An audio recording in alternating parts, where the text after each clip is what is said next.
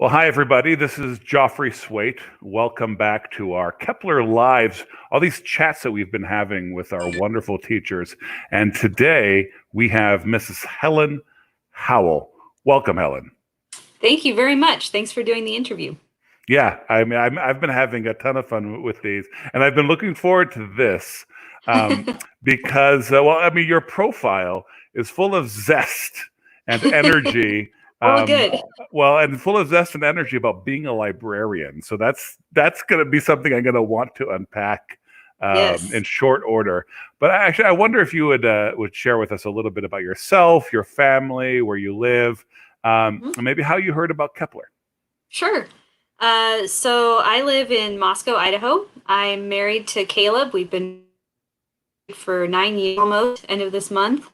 We've got a 2-year-old girl who is the sunshine of our lives. And I have been a librarian for about 17 years. I graduated from New St. Andrews College in 2006 with my BA, and then I really missed the books and the people, so I came back. My husband and I did our master's degrees together at NSA. We graduated in 2016. Okay. I've been the librarian at New St. Andrews College since then. So let's talk about you being a librarian because, Yeah. I mean,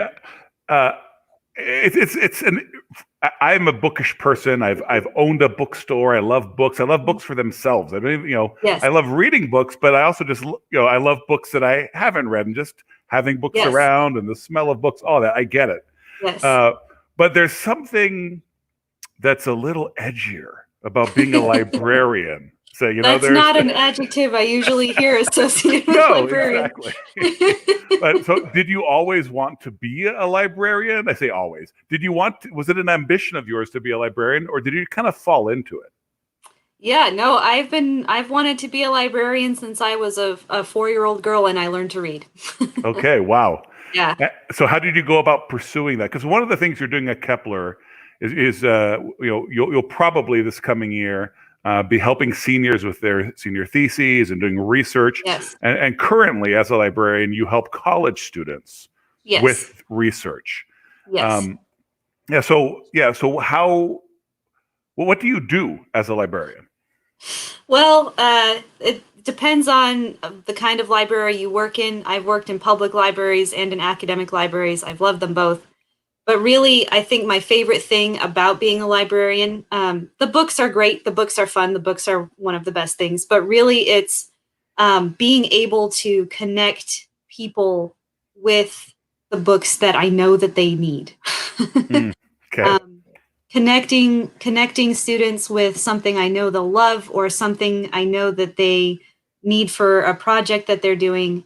Being able to help people find the information and the joy in whatever books that I know that they need for whatever project they're working on. That really is my favorite part of being a librarian.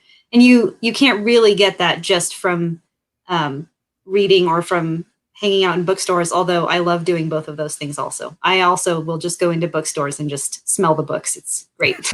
Right. And, I think I've had a little, you mentioned sniffing the books. I think I've had a little scent of what you're talking about when you do find when someone comes in with a particular urge, but no particular title in mind. Yeah. And I, as a bookseller, was able to connect them to that. But there is something a little more relational about a librarian, and a kid's librarian, but also like a librarian in a college situation. It's I think it's understood. I guess the way I might compare it is you have a police detective, someone who's you whether you know him or not, like you assume that he's an expert in police work, but then you have the patrolman, and that's the person you tell the kid when you need help. Talk to the policeman. Yeah. And so maybe that's where a librarian is that person. That's the book person who will help you. It almost seems more relational. Is this jiving with your experience? Am I just making this up? Oh, you're frozen.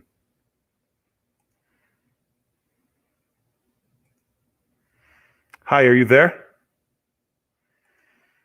Oh no. technical issues. Well, I'm going to kick her out of the stream and then hopefully bring her back in.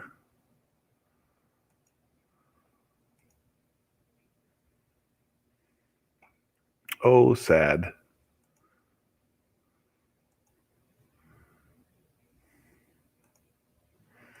Okay, well, we will see if Mrs. Howell is able to pop back in.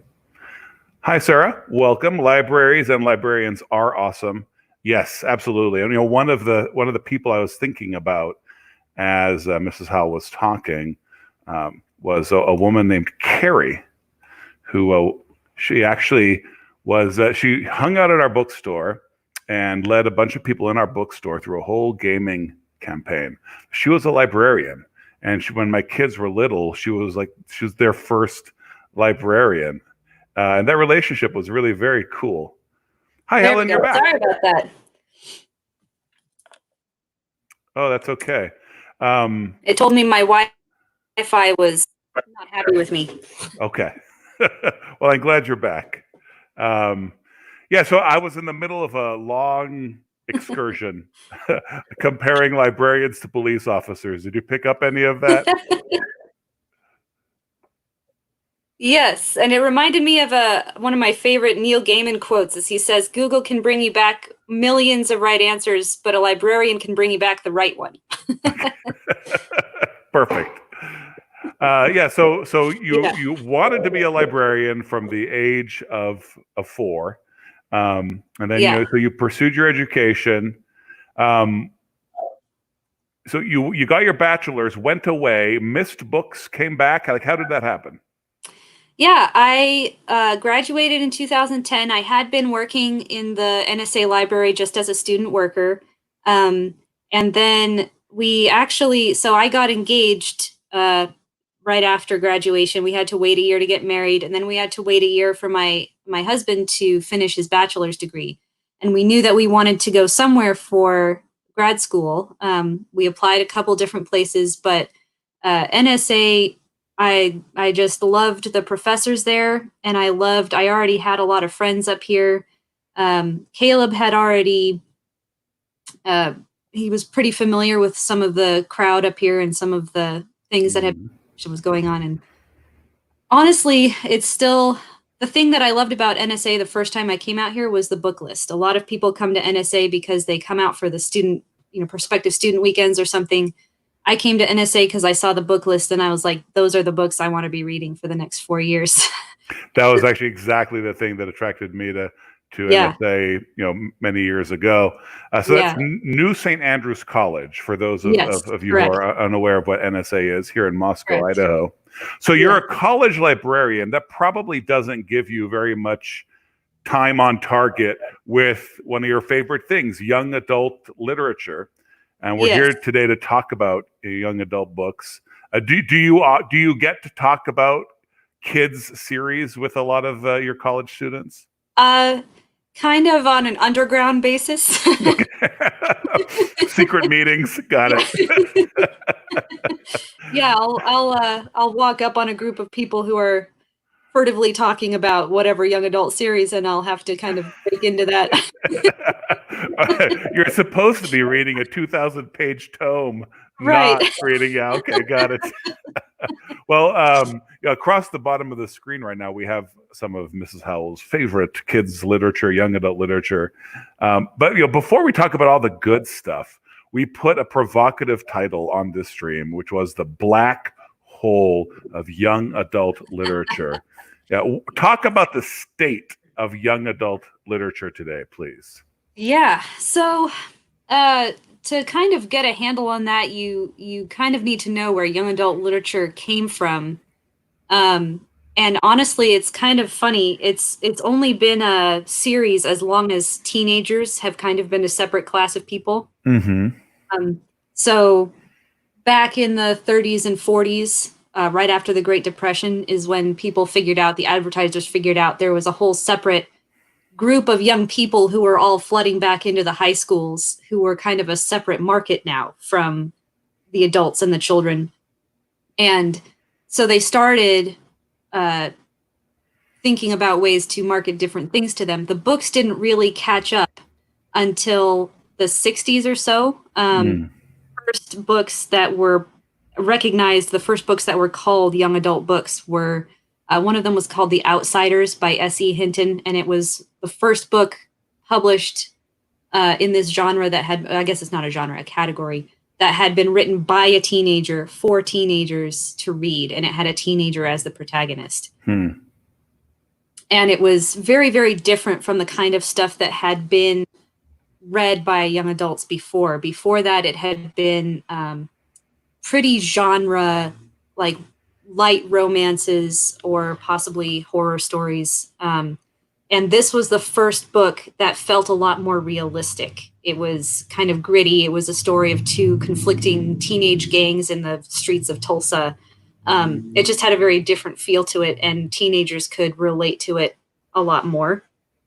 So after that, books started being written specifically for the young adults. And in the 70s, there was a lot of kind of gritty stuff, or stuff that was like exploring your identity.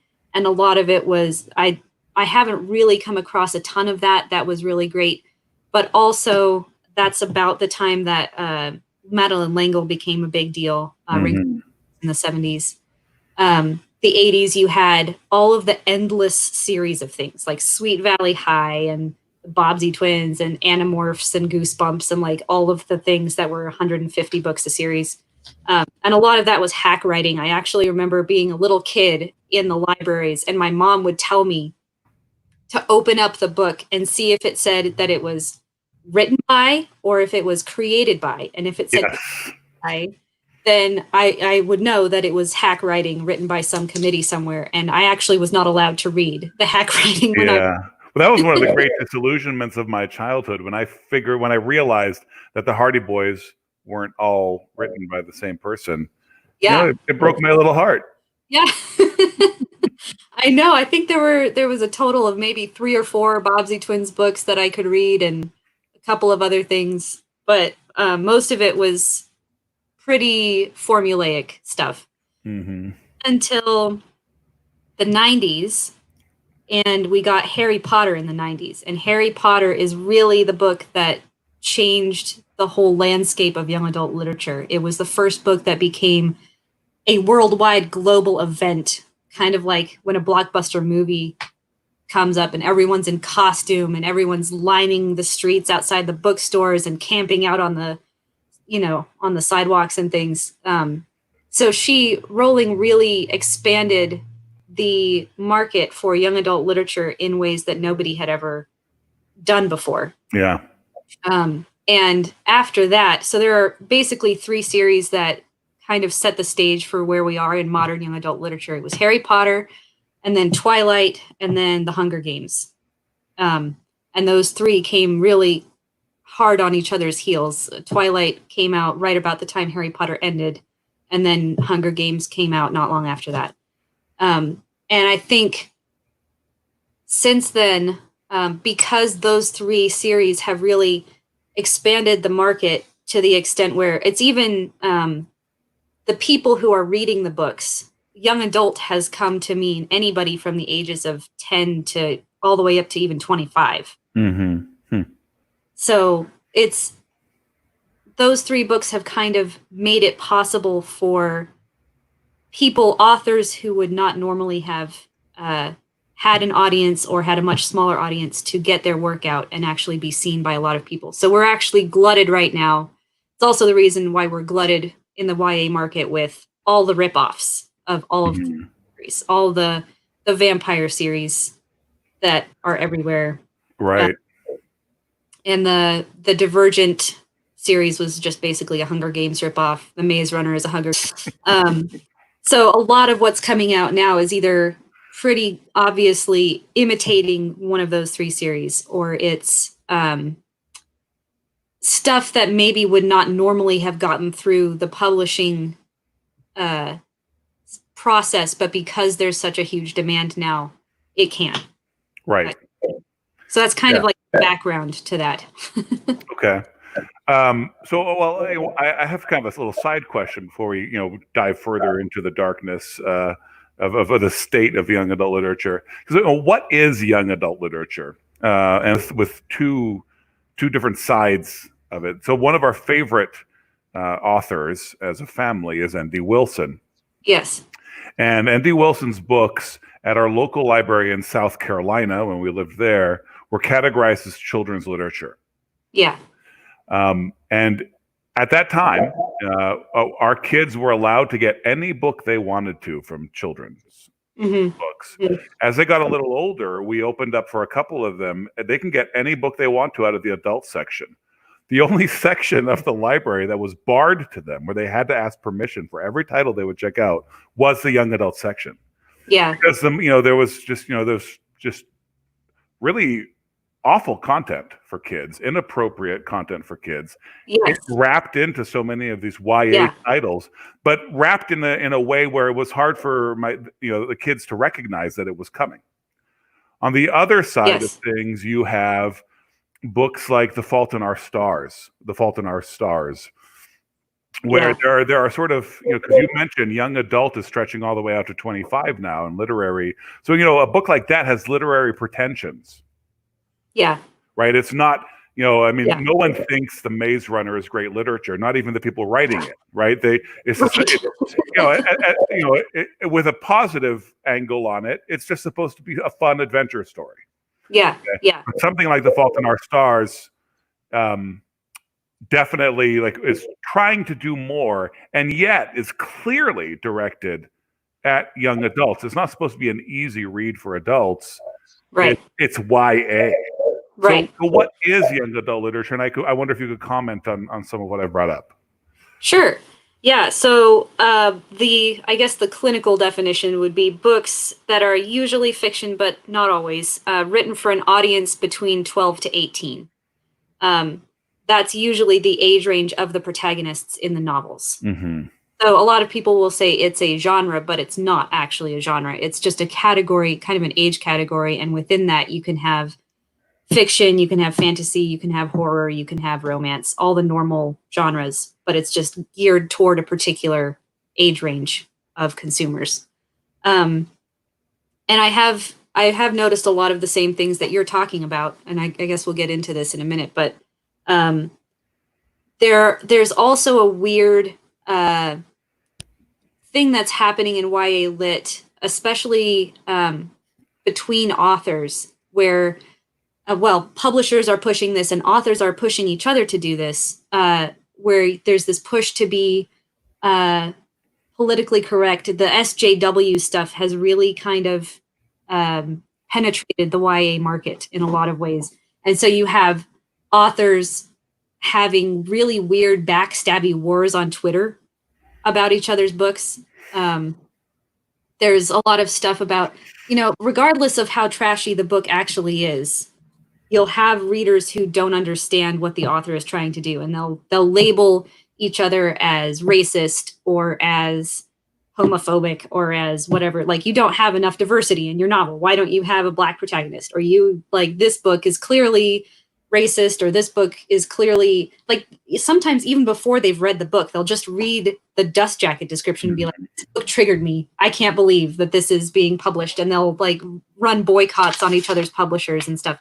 So there's a lot of push in that community to be including certain kinds of characters and certain kinds of stories that will feed the narrative that the publishers want to be pushing at. I think the Percy Jackson series is a great example of that momentum. Yeah. To be honest, I have only kind of skimmed a couple of the Percy Jacksons. It wasn't one of those books that I found particularly. You've done well, Mrs. Howell. Yes. Sometimes I'll read it for the sake of copiousness, and other times I'll just think, yeah. Well, it's interesting because several years ago I was working with a bunch of fifth graders, and every single boy I worked with had their nose, and it didn't matter, the jocks, everybody had their noses in these books. Yes. I definitely took a gander. Yeah, they're a big deal. And actually, it's been funny. Sometimes, even if it is, well, okay, even the super popular stuff, the Hunger Games, the Twilight, the Harry Potter, I would say all of those series have issues that readers should be aware of. And it's funny to me that you will have highly intelligent young people, college students that I have worked with, who I know personally, who are wonderful, wonderful, highly intelligent people who are capable of explaining Plato's Republic to you. And I find out that secretly they love the Twilight series and are massively obsessed. Mm. It's funny to see that disconnect for people. And I Yeah, think, well, I think there's just it's a question of category, right? yes, yeah, yeah. And people, for some reason, they turn off their mental switches when it comes to what they're entertained by. Yeah, Um, that's right. if they would watch movies or read books for fun, that if it was something that they were reading in class, like they can point out all of the problems with Plato's philosophy. They can identify all of his worldview issues. And then suddenly when it's just, oh, I just want to watch a fun show on Netflix, that part of their brain just switches off and they become very passive consumers of whatever it is that's being fed to them. So let's talk about that because are you saying that I should be eating filet mignon all the time? No. Macaroni and cheese is perfectly acceptable, but there's a difference between macaroni and cheese and then just straight up poison. And a lot of the times it's like mixed together in such a way that it's hard to fill. And there's even a difference between Kraft mac and cheese and the mac and cheese that mom makes. Yes, right? exactly.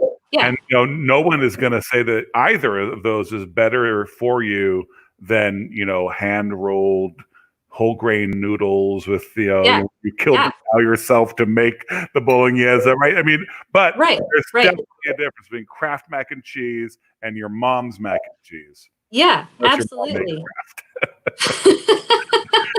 Which we're not. It's cool. Yeah, no, you're totally right. And you can't expect everything you read to be filet mignon. That's impossible. But you do have to recognize, especially with fiction, and this is something that a lot of people haven't worked through, is that fiction especially is a vehicle for so much kind of intuitive and emotional growth. There are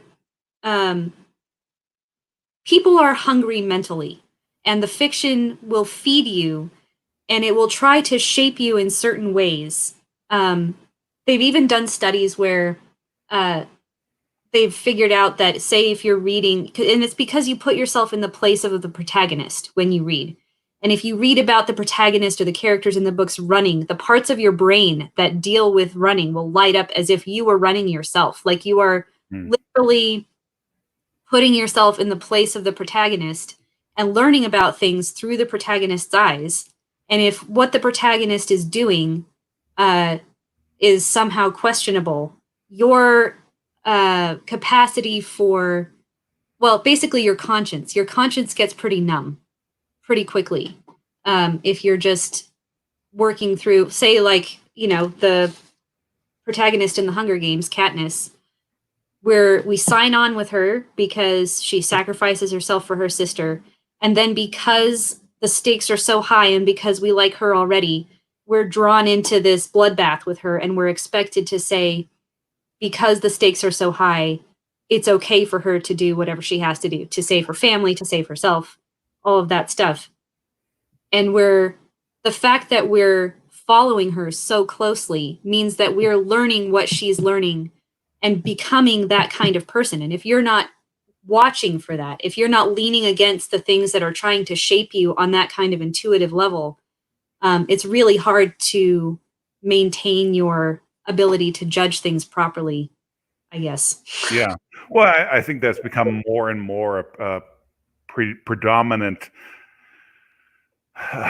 part of storytelling these days, which is the likability factor. Since we all admit that everything is morally relative, there'll even be stories where everyone knows that everyone in it is technically a bad guy. Yeah. Yeah. including the 14-year-old reading it, or it's a TV show, and but we were introduced to this person first, and they're more likable than everyone else, and that's enough, Yeah. right? Because really, that's how we lead our lives now, right? There Yeah. is no true goodness, true beauty. Right. There's It's no how you truth. feel about it. Exactly. Yeah. And so, Yeah. so a good storyteller will then really work likability more than anything else. So, Yes. why, like, what's happening with young adult literature where we have, like you said, still like 25-year-olds still being targeted, where I can't let my high schoolers into young adult, into that area, but I can let them roam the bookshelves of a public library in the adult section. Yeah. Right? Like Yeah. how has that happened? What is the industry trying to do? What are writers trying to do that's made it that way? Yeah, that's a good question, and I'm sure I don't have all of the pieces to the answer, but some of it is the SJW agenda, where they're pushing certain narratives onto this particular audience. Um, some of it is kind of related to that. Just young adult literature is always coming of age literature. It's where the protagonists are figuring out what their identity is and what kind of person they're going to be, what kind of choices they're going to make. And that's a prime target for people who are trying to tell them that they can choose to be whatever they want to be. They can, and that relates a lot to a lot of the sexual themes that are cropping up and all of just the truly graphic, horrible trash that's now prevalent in young adult literature, where they're Truly graphic, y'all. If you guys don't know, it's just as well. But truly graphic, young adult Yes. literature. You can't. Yeah. Well, Horrifying. please proceed. No, it's horrifying. I've dipped in a couple of times recently into a couple new series, and I was shocked. Like, you're right. It was much worse than what I had seen in adult literature. And that's not great.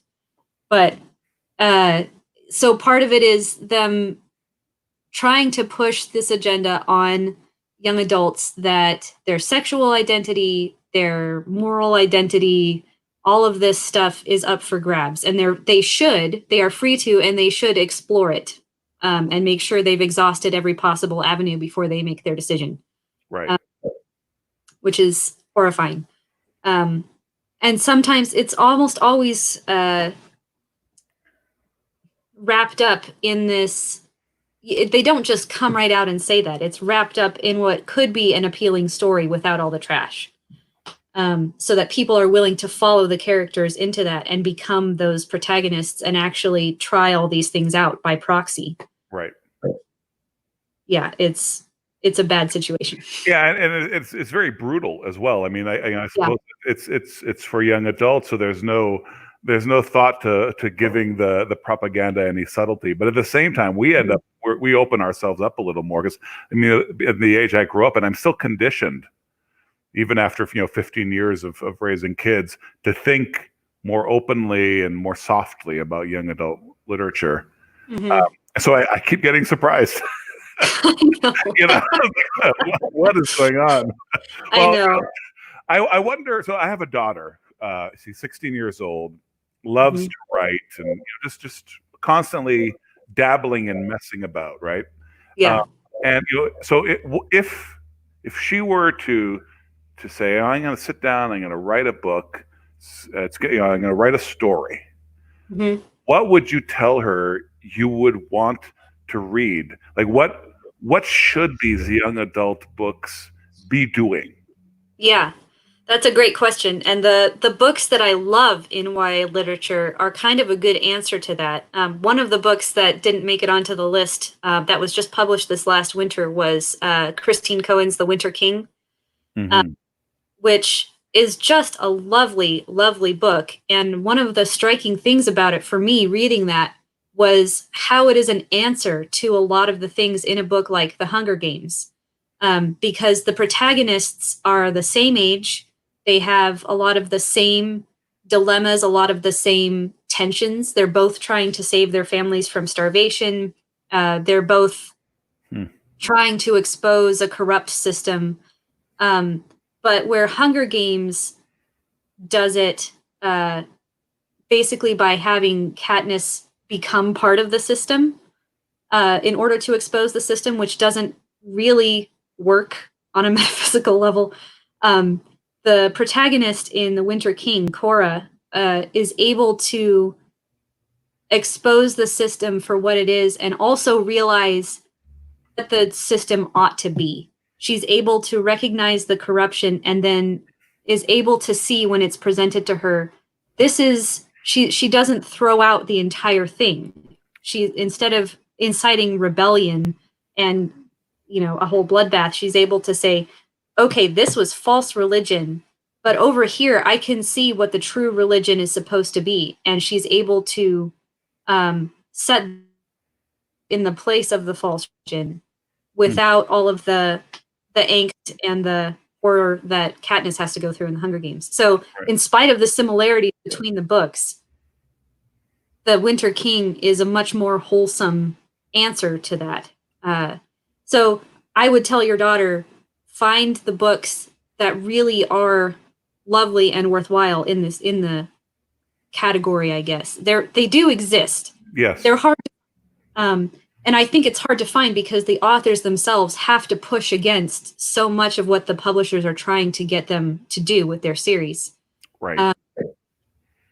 It's just hard for an author, a Christian author especially, to get a Christian story told and have it remain intact by the time it gets through the publishing process.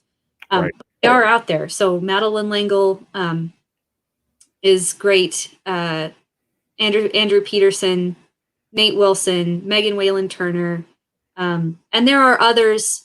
If a young adult has the discernment, has been trained to kind of lean against that shaping that we've been talking about, there are other books that are worth reading as long as you can identify where they're trying to push you and say, I don't want to go there. I can appreciate like the craft of this, or I can appreciate the plot, or I can appreciate how well done this was, even if I don't want to go to the destination where it's trying to take me. Which is what we as adults reading fiction end up doing often anyway. Right, and that's a skill. Yes, that's a skill that has to be developed. And it has to be taken seriously as a skill. Like we need to be trained to read, which doesn't mean phonetics, right? It means the ability to critique. So, you're mentioning, goodness and good books. Daniel Fukashon shares a C.S. Lewis quote in our comment section. But in reading great literature, I become 1,000 men and yet remain myself. Like a night sky in the Greek poem, I see with a myriad eyes, but it is still I who see. Here, as in worship, in love, in moral action, and in knowing, I transcend myself and am never more myself than when I do. It's a great quote. It is a great quote.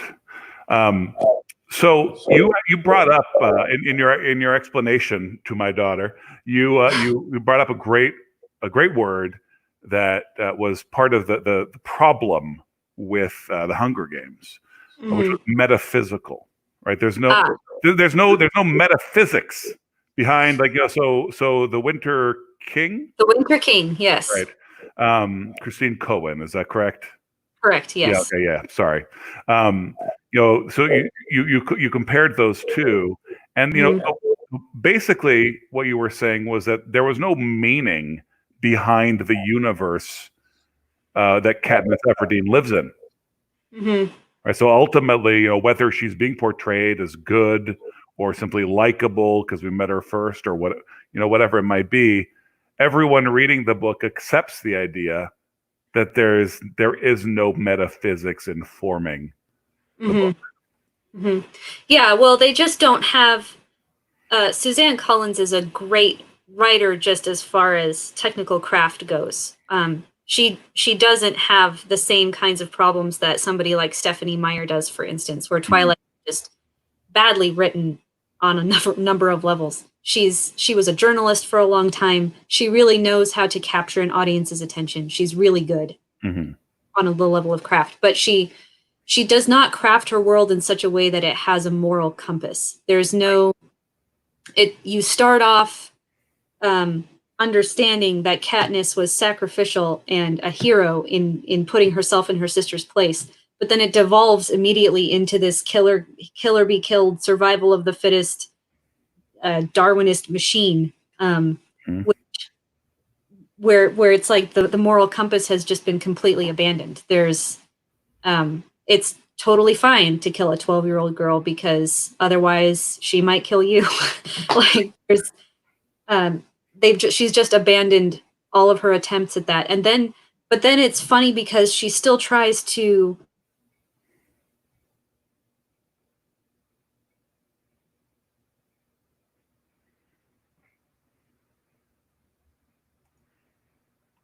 Let's see what we can do about this.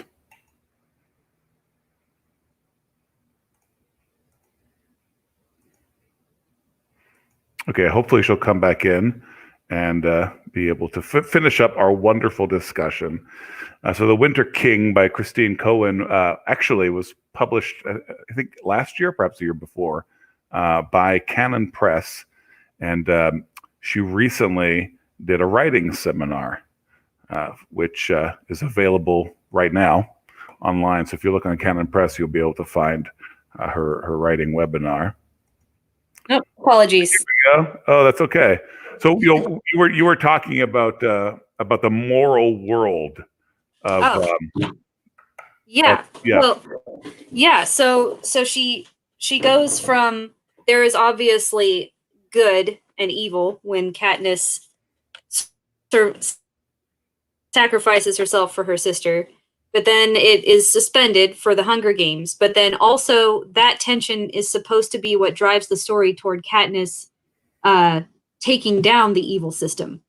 So she's still trying to say there is good and evil. There's still the Capitol is still bad because of all of these things, but Katniss is good because she's trying to take down the bad, even though she's already participated in this Darwinistic murder fest. It's just very confused and not consistent at all. So that's the main problem with the Hunger Games. And I know there are people who argue differently about all of the Christian symbolism and things in there. I think that's just being a little over generous with it. Yeah, and certainly I think that it's interesting how Christians reacted so vociferously, say, against Philip Pullman's stuff, where he's openly anti-Christ and writes stories that are full of symbolism that make it clear there's no getting around it, right? So Philip Pullman stands up and says, "I hate God, my stories hate God." Okay, so we're very aware and tuned into that. And then you have something like the Hunger Games, which is, we think that because it doesn't have this aggressive, like just I'm creating a world where God doesn't exist, and it's at least, without saying one is more dangerous than the other, why do we let down our critical radar? It's because it's not giving off the Antichrist, and using that term is going to set off all sorts of weird, but I mean anti-Christian reactions.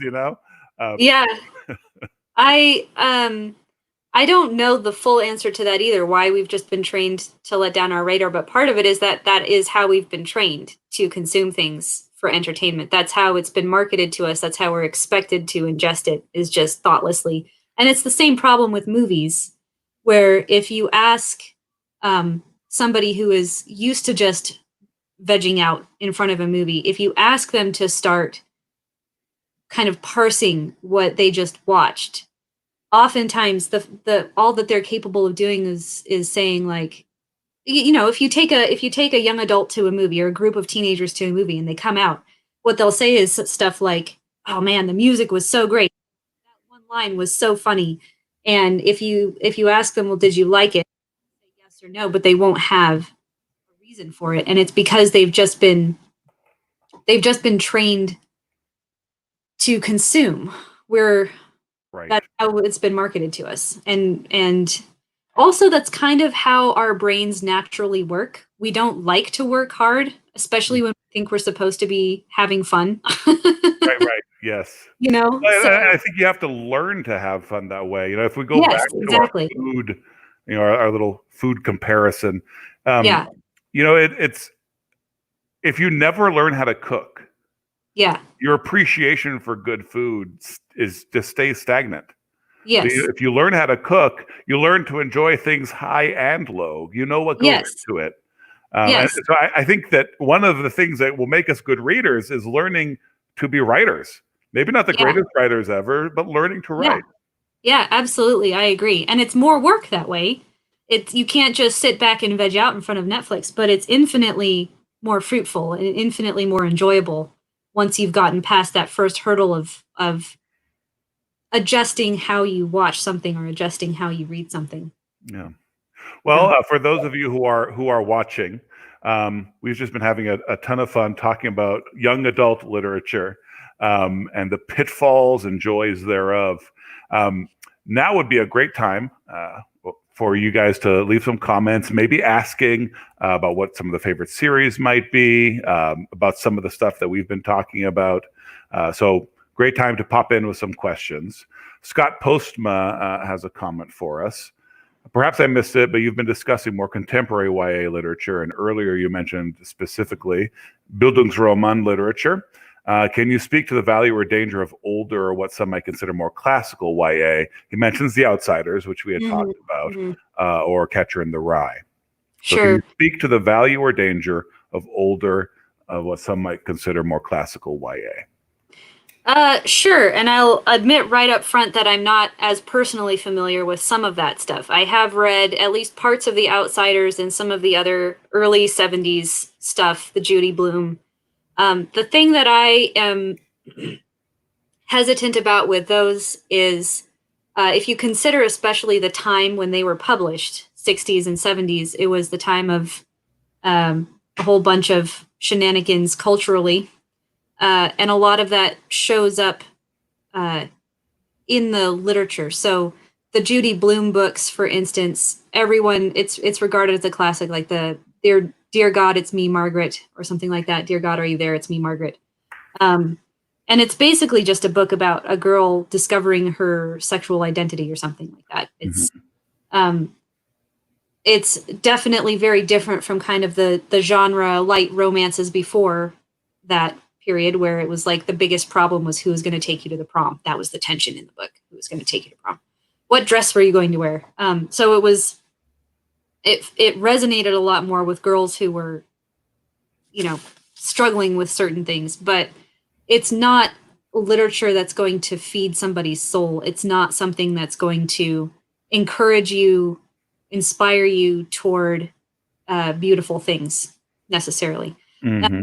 There may be exceptions to that. Like I said, I haven't personally done a survey of the early young adult literature, but there's such an opportunity with an age range like this, the coming of age literature, to inspire young people, to put them in the place of a protagonist who makes difficult, even a flawed protagonist who makes difficult choices and winds up choosing the right things for the right reasons.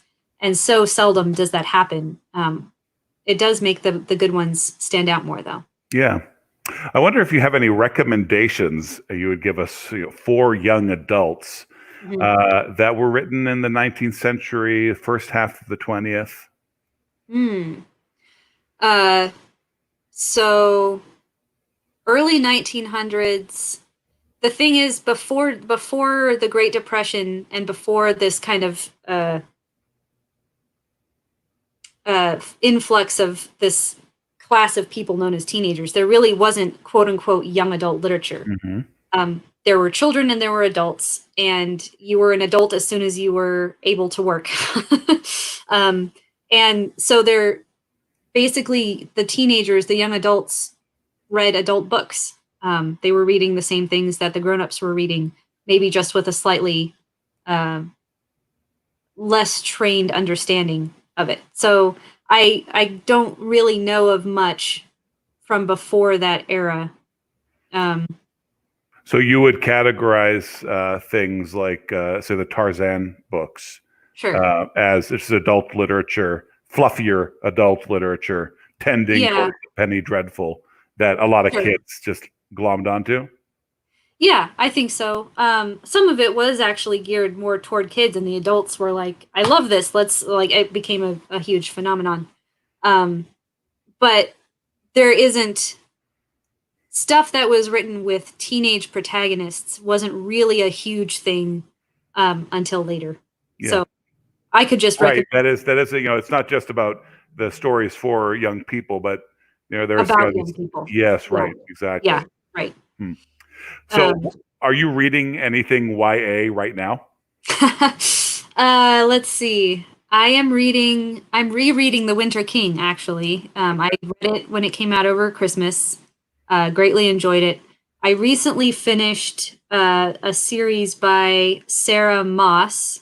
The first book was A Court of Thorns and Roses, I believe, and I do not recommend it. It was heinous and terrible. I was very excited about it because it was pitched, the first book was pitched as like telling of Beauty and the Beast mixed with a retelling of the Ballad of Tamlin. And I'm very excited about both of those things. And I was like, oh, maybe this one will be good. No, it was not. Don't read it. I like how uh, you were careful to get the title right before saying, yes, "Don't read it." don't read it. Yes. I finished that recently. I'm trying to think of any other things that I've been. I don't think that I've been reading any other YA stuff in particular. I do kind of try to keep on top of like what the best selling things are. Mm-hmm. But again, sometimes if it just looks like it's going to be terrible, I won't bother, or I'll read like the first chapter and throw it against the wall. Yes, yeah, I've actually had that experience with lots of YA stuff myself. Yeah. Alas. Yes, unfortunately. Unfortunately. Well, it's been really fun talking to you about all this stuff. I appreciate you stopping in. I've just moved into town, Yes. and I'm rearranging my library now, so I just thought I'd mention that.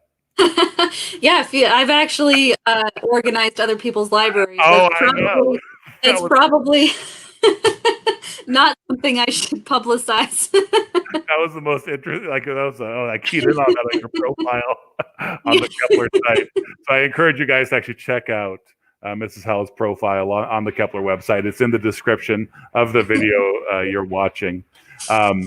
And actually, so if you just hang on, Helen, you can stay on the Yeah. line. We'll say goodbye to everybody, and then we can chat afterwards. Okay. So long, Sounds everybody. good. Thanks so much for all your Thank you comments and very questions. much. Bye.